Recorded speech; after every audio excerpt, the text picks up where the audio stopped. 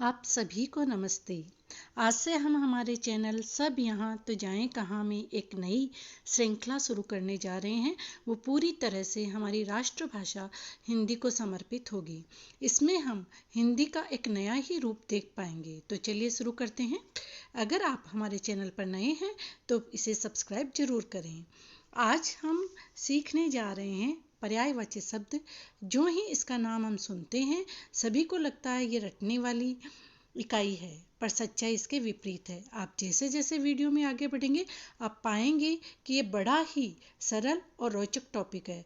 और सबसे बड़ी बात तो ये है कि ये प्राथमिक कक्षाओं से लेकर बड़ी बड़ी प्रतियोगी परीक्षाओं का भी एक इम्पॉर्टेंट अंग है। तो चलिए अब हम शुरू करते हैं पर्यायवाची शब्द। सबसे पहले हम ये जानते हैं कि पर्यायवाची शब्द कहते किसे हैं। जो शब्द अर्थ के स्तर पर समान हो पर्यायवाची शब्द होते हैं।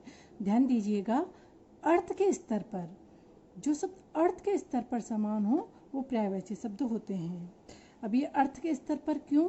क्योंकि बिल्कुल रूढ़ अर्थ में तो भाषा में पर्यायवाची शब्द नहीं होते हैं। अब आप ये कहेंगे ऐसे कैसे?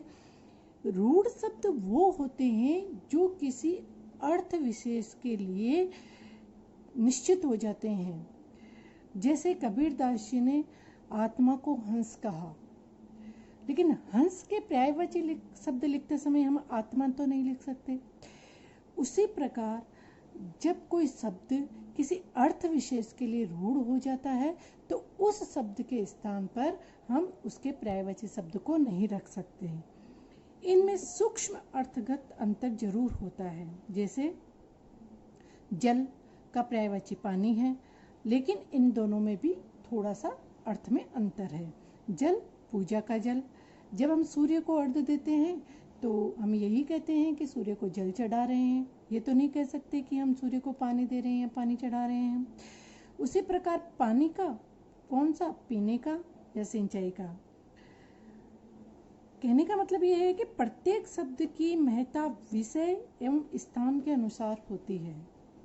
जैसे जलपान, जलपान को हम पानी पान नहीं बोल सकते। वह पानी पानी हो गया, उसके स्थान पर वह जल जल हो गया नहीं बोल सकते। इस तरह से पर्यायवाची शब्द एक अर्थ की विभिन्न छायाओं वाले लगभग पर्याय से शब्द अवश्य होते हैं। उन्हें समानार्थक शब्द कह सकते हैं, जिनमें सूक्ष्म अर्थगत अंतर होता है। पर्याय विज्ञान के अनुसार ये शब्द एकार्थी ना होकर समानार्थी होते हैं। अब हमें ये सीखना है कि किसी शब्द के पर्यायवाची शब्द हम कैसे बनाएं। तो ये तो सामान्य जानकारी थी।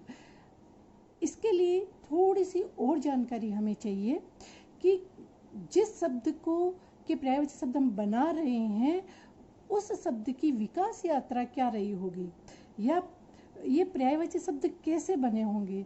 तो थोड़ी सी जानकारी हम उनकी भी ले लेते हैं। किस किस आधार से किसी एक शब्द को हम अन्य किन किन कारणों से बुला सकते हैं, किस वजह से हम किसी एक शब्द के और नाम रख सकते हैं। तो उनमें पहला कारण है अर्थ के अनुसार। शब्द क्या है? वर्णों के सार्थक मेल को ही शब्द कहते हैं। इसका मतलब ये तो तय है कि प्रत्येक शब्द का कोई न कोई अर्थ अवश्य होगा। जैसे हम कहते हैं अनादि, अनादि यानी जिसकी आदि का पता ना हो। और ऐसा ही एक शब्द है अनंत, जिसका कभी अंत ना हो। और ब्रह्म।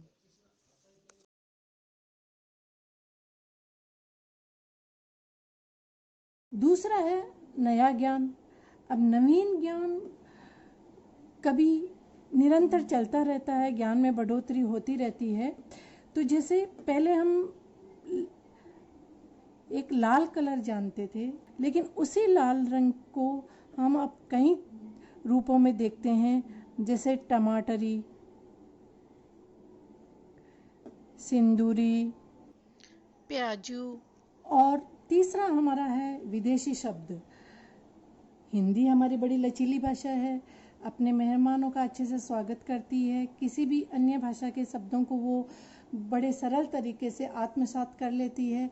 और तो जब किसी एक शब्द को अन्य भाषाओं में भी हम उस शब्द को क्या बोलते हैं वो भी अपने आप में उसका एक पर्यायवाची शब्द बन जाता है। जैसे दिया, इसको चिराग बोल सकते हैं, ये अन्य भाषा का शब्द है, लेकिन हिंदी ने इसे स्वीकार कर लिया है तो ये इसका पर्यायवाची शब्द बन गया है। अन्य भाषा के शब्दों का अनुवाद करके, जैसे गवर्नर, इसको भी हिंदी ने स्वीकार कर लिया है। राज्यपाल, और हिंदी का खुद का अपना व्याकरण, जिसमें संज्ञा, सर्वनाम, विशेषण के आधार पर शब्दों में परिवर्तन होते हैं। जैसे थकान, इससे बन सकता है थकावट।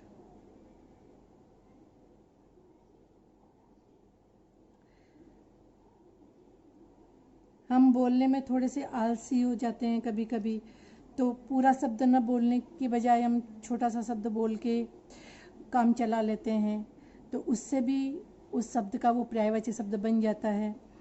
जैसे हिंदुस्तान,